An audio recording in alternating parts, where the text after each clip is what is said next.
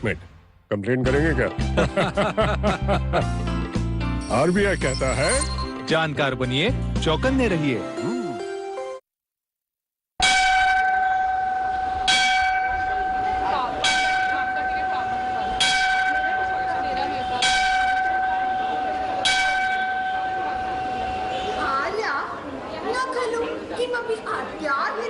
अंग्रेज को तबाह किया, एक से एक होकर गहरी अज़दहा।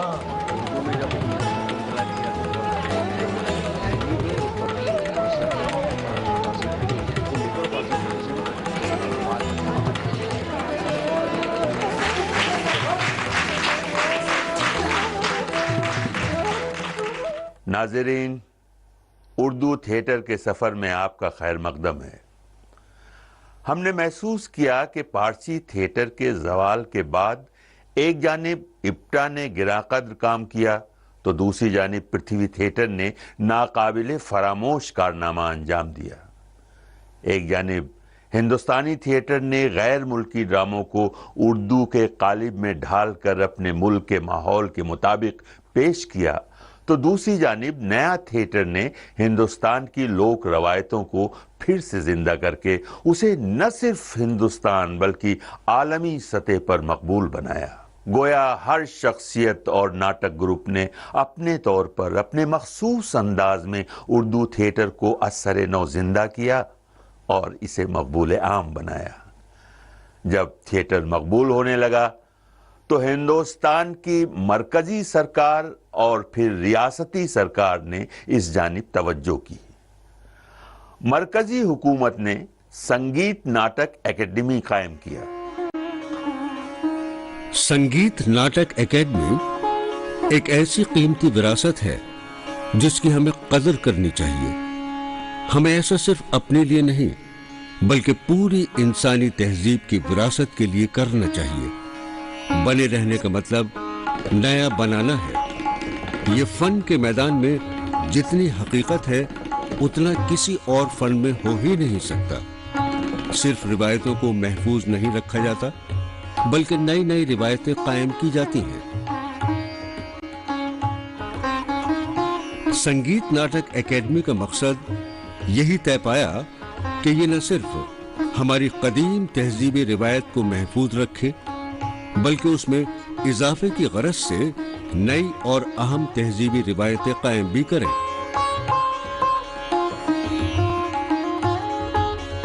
इसके दायरा कार में दूसरे फनून के साथ ड्रामे का फरोग भी अहमियत का हामिल है।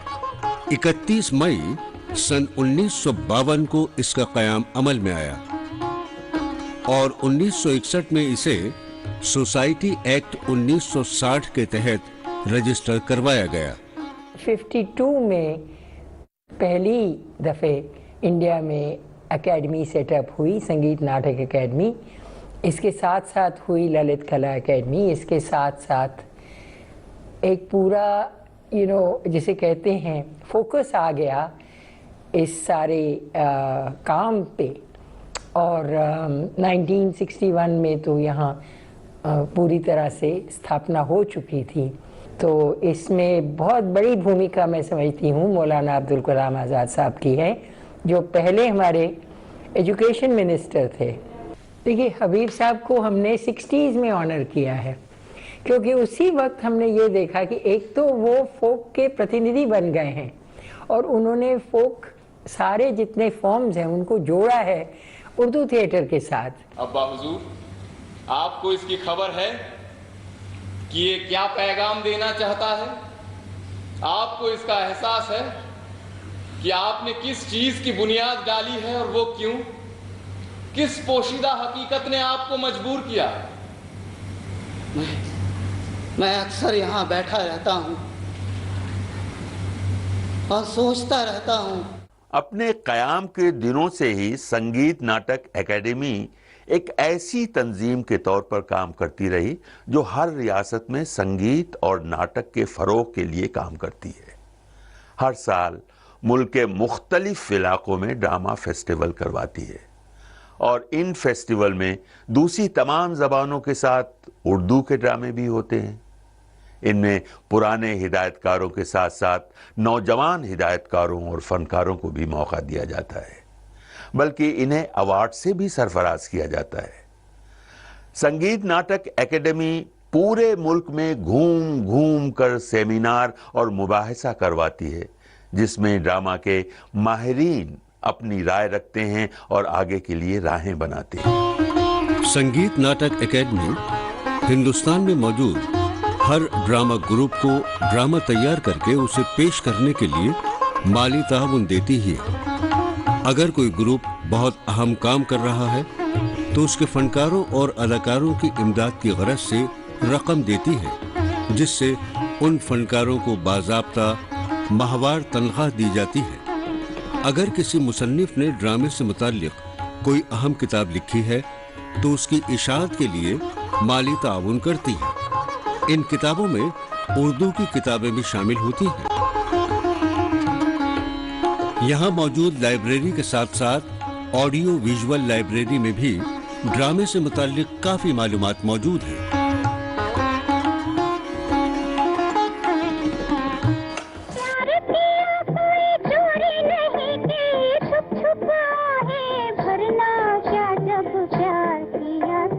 گویا سنگیت ناٹک اکیڈمی ایک ایسا ادارہ ہے جو گزشتہ 70 برسوں سے مسلسل ڈرامے کا فروغ کرنے کے ساتھ ساتھ اردو ڈرامے کی بھی خدمت کر رہا ہے۔ جب تو بٹوارا ہویا تو مویا پان کی نعمت ہو گیا۔ مائی یہ شہر تو ہماری سمجھ میں نہیں آیا۔ اس طرح نہ کہ پتر لوہر جا تو دوجا شہر نہیں دنیا مسئل مشہور ہے، جس لاہور نہیں دیکھا او جمیا ہی نہیں، او جمیا ہی نہیں جس لاہور نہیں دیکھا۔ لیکن ہمارے لکھنؤ کا کیا مقابلہ؟ جن نے لاہور نہیں دیکھا وہ جنمیا نہیں، وہ بھی خالص اردو میں ہے۔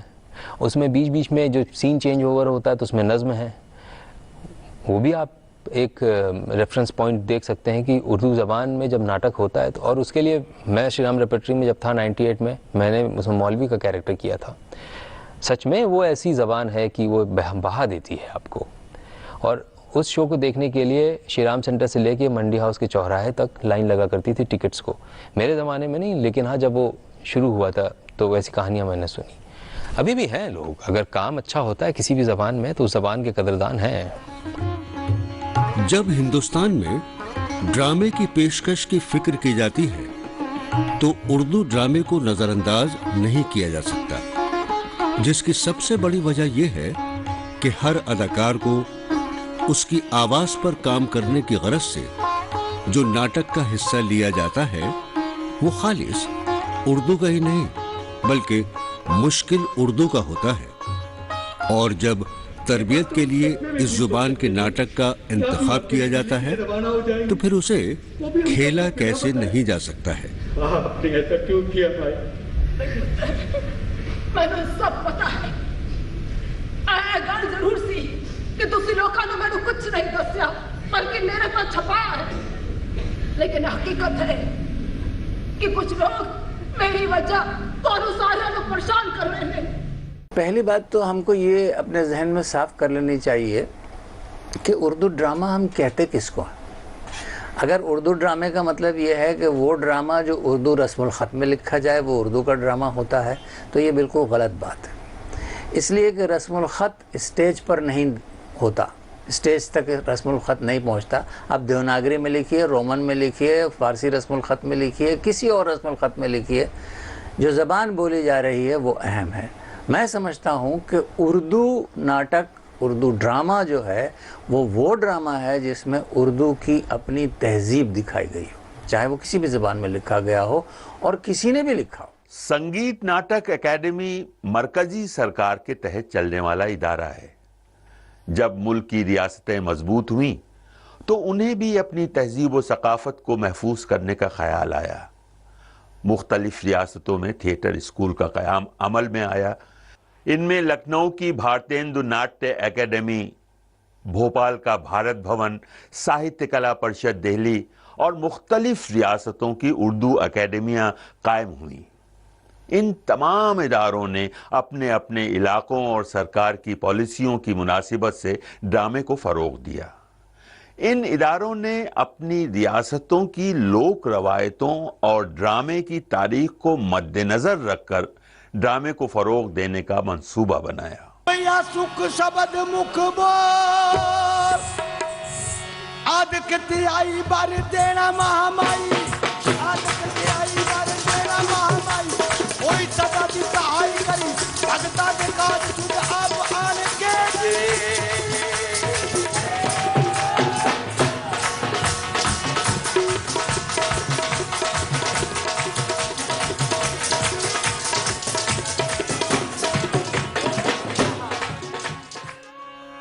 ہندوستان کے ایسے علاقے جہاں اردو ہندی بولی یا سمجھی جاتی ہے وہاں اردو ڈرامے ضرور پیش کیے جاتے ہیں، حالانکہ اداکار اور ہدایتکار اردو رسم خط نہیں جانتے، لیکن اسے دیوناگری رسم خط میں تبدیل کر کے نہایت کامیابی سے کھیلتے ہیں۔ زرینا ذرا پڑھ کر سناؤ نا، میں ہاتھ کی لکھی اردو نہیں پڑھ سکتا، پلیز۔ بیگم جان آداب، اے غمے دل کیا کروں، اے وحشت دل کیا کروں، رات ہنس ہنس کے یہ کہتی ہے کہ میں خانے میں چل، پھر کسی ناہید لالہ رخ کے کاشانے میں چل، یہ نہیں ممکن تو پھر اے دوست ویرانے میں چل، اے غمے دل کیا کروں، اے وحشت دل کیا کروں۔ بیگم جان، میرے ذہن میں پتہ نہیں کہاں سے یہ ایک کیریکٹر بیگم جان کا یہ ابھر آیا، اور یہ پھر اس نے اپنے آپ کو ڈیولپ کرنا شروع کیا۔ ایک کیریکٹر کو میں دیکھ رہا تھا کہ جو تقریباً 80 سال کے اوپر ہے، جس نے پوری دنیا دیکھی ہے، سیاست دیکھی ہے، سیاستدانوں کو دیکھا ہے، وقت دیکھا ہے، وقت کو بدلتے دیکھا ہے، اس کے اپنے دکھ ہیں، اور سب سے بڑا دکھ یہ ہے کہ آج وہ بالکل اوبلیوین میں رہ رہی ہے، کوئی اسے نہیں جانتا، کونے میں پڑی ہوئی ہے، کیوں پڑی ہوئی ہے، کیا اس کی پریشانیاں ہیں، اس کا ایک پاسٹ ہے، وہ پاسٹ میں جینا چاہتی ہے جو بہت ہی گلوریس پاسٹ ہے، وہ ایک چیز ہے۔ تو یہ ایک ایسا کیریکٹر جو ایک وقت میں ایک جگہ نہیں بلکہ 3 الگ الگ پلینز میں جی رہا ہو، ماضی میں بھی ہو، مستقبل میں بھی ہو اور حال میں بھی ہو، اس کو لکھنا بڑا مشکل تھا، لیکن وہی اس کا چیلنج تھا۔ اس لیے اگر آپ پڑھیں یا دیکھیں تو آپ دیکھیں گے کہ بیگم جان ایک سر کی بات نہیں کرتی۔ میں جمال فطرت حسن ہوں، میری ہر ادا ہے حسین تر، جو جھکوں تو شاخ گلاب ہوں، جو اٹھوں تو ابر بہار ہوں۔ آپ اس دن نواب صاحب بھوپال کے بارے میں بات کر رہی تھی۔ کیا بتا رہی تھی؟ یہی کہ انہوں نے آپ کی ایک فوٹو لی تھی۔ سینکڑوں، وہ جو شملے والی کوٹھی میں لگائی تھی وہ تو لندن سے بڑی کر کے منگوائی تھی۔ ان سے آپ کے کیسے تعلقات تھے؟ کیسے تعلقات؟ کیا مطلب؟ دیوانہ ہو گیا کیا لونے؟ کوئی ایسی ویسی بات دماغ میں مت لانا۔ ہاں، میں گانا گانے والی، وہ گانا سننے والے، میرا ہاتھ ہمیشہ نیچے رہا اور ان کا اوپر رہا۔ وہ کبھی یہاں کی بات کرتی ہے، کبھی وہاں کی بات کرتی ہے، کبھی وہ اس دنیا میں ہوتی ہے، کبھی کسی دوسری دنیا میں پہنچ جاتی ہے۔ لیکن اس کی زبان سے میں اپنی تہذیب کے بارے میں کچھ کہنا چاہتا تھا، کچھ یہ کہنا چاہتا تھا کہ جو چیز ہم بھول چکے ہیں وہ کتنی قیمتی تھی، اور اس میں اس کا ایک پرپس بھی ہے کہ وہ اپنی نواسی کی شادی جو ہے وہ کرنا چاہتی ہے، کیونکہ اسے اپنی زندگی کا بھروسہ نہیں ہے۔ وہ مرنے سے پہلے اپنی جوان نواسی کا ہاتھ جو ہے وہ کسی کے ہاتھ میں دینا چاہتی ہے، اور اس کے لیے وہ کچھ بھی کر سکتی ہے۔ اور ایک جرنلسٹ آ جاتا ہے، جوان ہے، خوبصورت ہے اور پرومسنگ بھی ہے، تو وہ اس کو کس طریقے سے وہ پٹاتی ہے۔ جرنلسٹ کی کمزوری کیا ہوتی ہے کہ اگر اس کو یہ بتا دیا جائے کہ صاحب میرے پاس جو ہے وہ ایک بہت بڑے آدمی کے بہت سارے لیٹرز ہیں اور ان میں ان کو ایسے جانتی تھی اور ویسے جانتی تھی، تو وہ تو بے چین ہو جاتا ہے۔ اور اس ساری چیز کو کس طریقے سے ڈرامے میں وہ ڈھلتی چلی جاتی ہے۔ انہیں بھلا اپنے ملک کے فن اور کلچر میں کیا دلچسپی ہو سکتی؟ یہ بات نہیں ہے بیگم جان، لوگ آپ کے بارے میں جاننا چاہتے ہیں اور آپ ہیں کہ کچھ بتاتی ہی نہیں۔ لوگ بتاتی تو ہوں ہمارے پاس، शंभू महाराज की तरह 70 तरीके से बताऊं क्या? बेगम जान, अगर आपको नहीं बताना है तो मत बताइए, कह दीजिए मैं चला जाऊंगा, but please don't waste my time. तुम शायद नाराज हो रहे हो। होना ही चाहिए। अच्छा चलो अब पूछो, बैठो। अब मैं कोई शरारत नहीं। संगीत नाटक अकेडमी द्वारा जो अवार्ड्स और फेलोशिप दिए जाते हैं वो परफॉर्मिंग आर्ट्स के क्षेत्र में एपेक्स बॉडी होने के नाते सबसे उच्च स्तर का अवार्ड माना जाता है, जो राष्ट्रपति जी खुद देते हैं।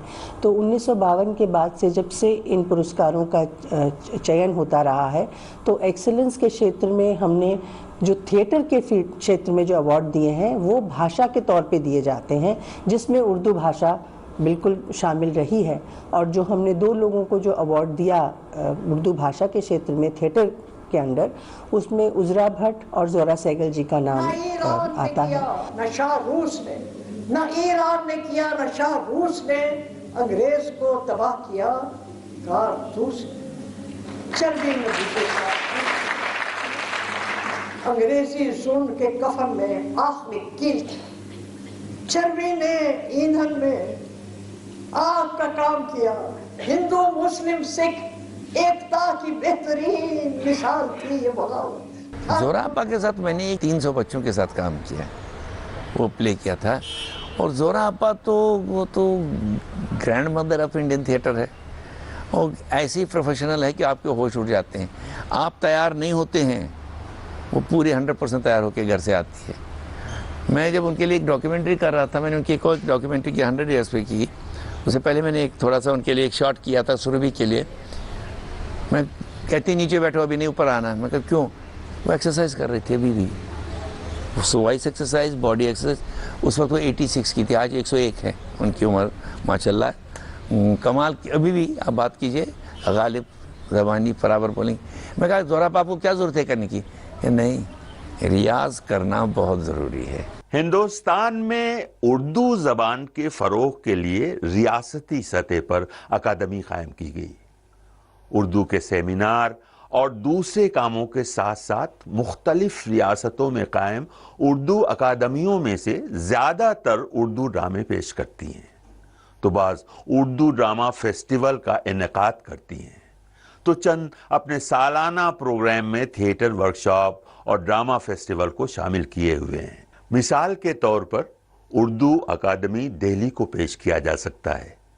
इसने न सिर्फ हर साल पाबंदी से बच्चों का वर्कशॉप करवाने का काम जारी किया है, बल्कि नए ड्रामा निगारों की हौसला अफजाई के लिए कई बार ड्रामा निगारी का मुकाबला करवा चुकी है, और इस मुकाबले में चुनिंदा ड्रामों पर मबनी फेस्टिवल का इनेकाद करवाती है, जो न सिर्फ हर साल पाबंदी से बच्चों का ड्रामा वर्कशॉप कर पाती है, बल्कि उर्दू ड्रामा फेस्टिवल का इनेकाद भी करती है। अपनी 30 साल हयात में अब तक 21 ड्रामा फेस्टिवल्स करवा चुकी है, जिसमें कमोबेश 5 से 6 मुंतखब उर्दू ड्रामे शामिल रहते हैं।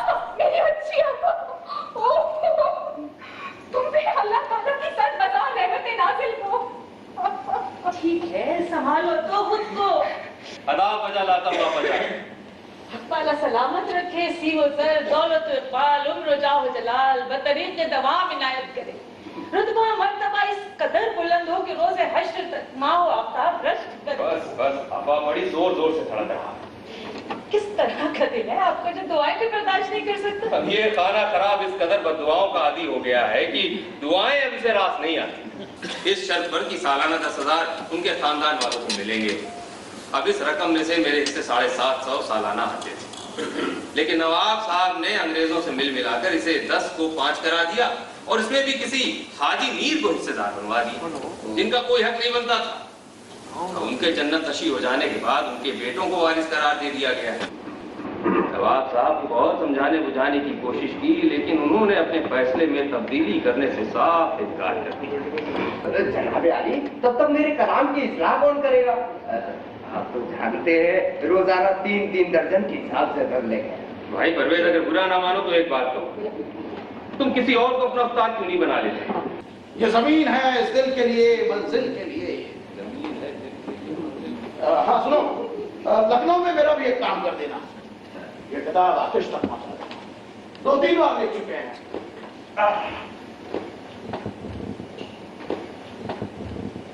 हमारे जाने पर एक आध मुशायरा जरूर होगा, जगह और मौके के हिसाब से ही पढ़ना। जुबान की सफाई की हामी है। मशवरे के लिए शुक्रिया। शहर का काफी तजुर्बा है, इस वास्ते कह रहा हूँ, अगर कुछ आम लोगों की महफिल हो तो कोई हल्की फुल्की चीज ही बेहतर रहेगी। मई 1981 में इस दिल्ली उर्दू एकेडमी का क़याम अमल में आया और ज़ाहिर है कि उर्दू एकेडमी दिल्ली का जो मकसद है उर्दू ज़बान की फलाह बहबूद, उसको फैलाना, promotion and propagation of the language होता है। 1986 में ये हुआ कि साहब उर्दू ड्रामा फेस्टिवल भी किया जाए, क्योंकि हम लोग ड्रामे में बहुत पिछड़े हुए हैं। और फिर हमने कोशिश की कि एक हफ्ते का उर्दू ड्रामा फेस्टिवल होगा, क्योंकि उर्दू ड्रामे को मेन स्ट्रीम से जोड़ना, मेन थिएटर से जोड़ना बहुत ज़रूरी था। और उस वक्त जो लोग थिएटर दिल्ली में कर रहे थे, जो बहुत बड़े नाम थे, उर्दू ड्रामे कर रहे थे। आगरा बाजार हबीब तनवीर का प्ले है, उर्दू एकेडमी में हुआ है। राख और धुआं रंजीत कपूर का प्ले है, उसमें हुआ है। मोटे राम का सत्याग्रह सफदर हाशमी का प्ले हमने किया है इसके अंदर। और डॉक्टर सईद आलम का अभी कुछ दिन पहले ही हमने जो है वो दिल्ली की आखिरी शमा हमने किया है। यानी बहुत बड़ी फहरिस्त है। इसके अलावा दूसरी उर्दू एकेडमियों ने भी वक्फे वक्फे से ही सही मगर ड्रामे जरूर पेश किए हैं। अगर सिर्फ दिल्ली उर्दू एकेडमी की फहरिस्त पर ही नजर डाली जाए तो उर्दू में पेश किए जा चुके ड्रामे की तादाद 106 दिखाई देती है। नाज़रीन, यहाँ उन सरकारी इदारों और तंजीमों के हवाले से गुफ्तगू की गई जिनका मकसद तो था ही हिंदुस्तान की ज़बान के ड्रामे और थिएटर को फ़रोग़ देना, लेकिन चूंकि उस वक्त बंगाल और मराठी के बाद अगर कोई थिएटर मकबूल था तो वो उर्दू ड्रामे ही थे। बंगला और मराठी दो खास रियासतों की ज़बान थी और उर्दू को किसी खास रियासत से मंसूब नहीं किया जा सकता। इसलिए इस ज़बान में खेले जाने वाले नाटकों को उस ज़माने में फलने फूलने का खूब मौका मिला। इन्हीं बातों की रोशनी में यहाँ उस दौर के ड्रामों पर रोशनी डाली गई। संगीत नाटक अकादमी, भारतेंदु अकादमी लखनऊ, भारत भवन भोपाल के जरिए पेश करदा उर्दू ड्रामों पर रोशनी डाली गई। नाजरीन, आपको अंदाजा हुआ होगा कि सरकारी इदारों ने किस सतह पर उर्दू ड्रामे की खिदमत की। आज का उर्दू थिएटर का सफर यहीं खत्म करते हैं। आइंदा फिर मुलाकात होगी। खुदा हाफिज।